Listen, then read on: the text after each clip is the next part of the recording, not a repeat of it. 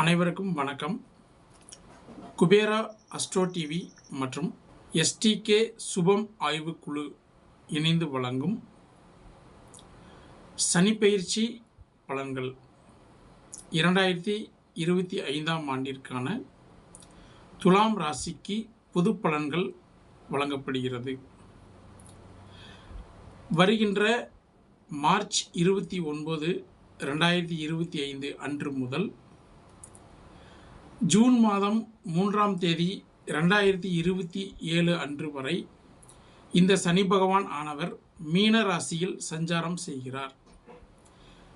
பொதுவாக துலாம் ராசிக்கு 3ஆம் இடம், 6ஆம் இடம், 11ஆம் இடம், 12ஆம் இடம் ஆகிய இடங்களில் சனி பகவான் சஞ்சாரம் செய்வது மிகவும் பயனுள்ளதாகவும் நன்மை நடக்கக்கூடிய அமைப்பில் இருக்கும். ஏனென்றால் சனி பகவான் காலபுருஷப்படி 7ஆம் வீடான துலாமில் உச்சமாகிறார்.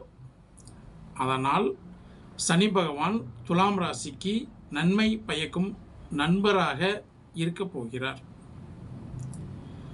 6ஆம் வீடு என்பது துலாம் ராசிக்கு மீனம் வருகிறது.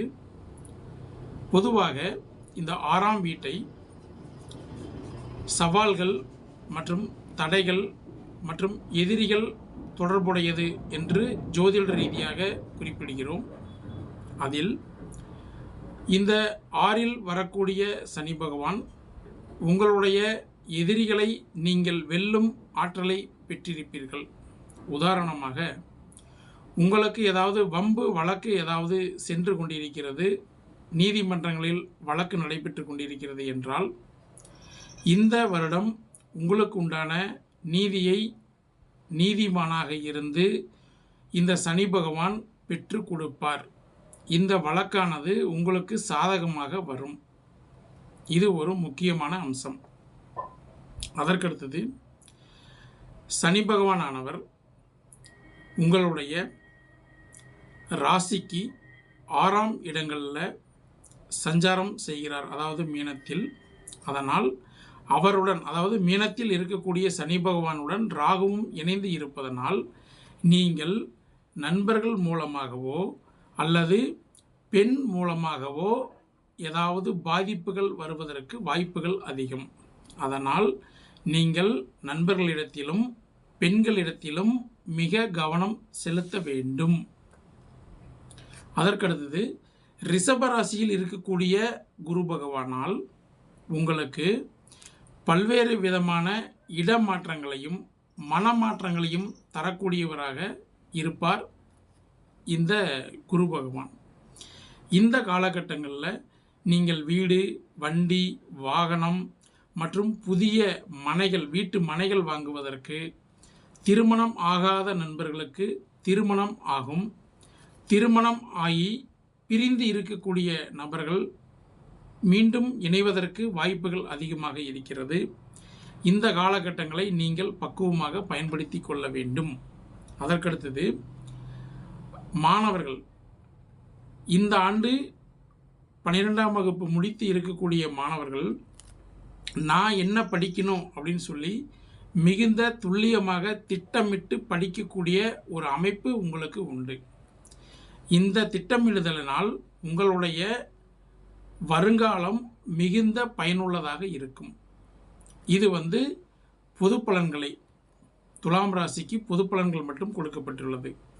அதற்கடுத்தது பரிகாரங்கள். இப்போ துலாம் ராசிக்காரர்கள் நீங்கள் எந்த மாதிரி பரிகாரம் செய்ய வேண்டும் என்றால், முதலில் உங்கள் அருகில் இருக்கக்கூடிய விநாயகர் பகவானையும் அருகில் இருக்கக்கூடிய ஹனுமன் பகவானையும் நீங்கள் சனிக்கிழமை நாளில் சென்று வணங்க வேண்டும்.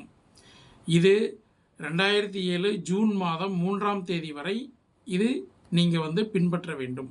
அதற்கடுத்தது 2வது, சனிக்கிழமையில் அன்னம் தண்ணி, அதாவது உப்பு படாமல் சாப்பாடு செஞ்சு நீங்கள் காகத்திற்கு சாதம் வைத்து விட்டு தான் அதற்கடுத்தது நீங்கள் உணவருந்த வேண்டும்.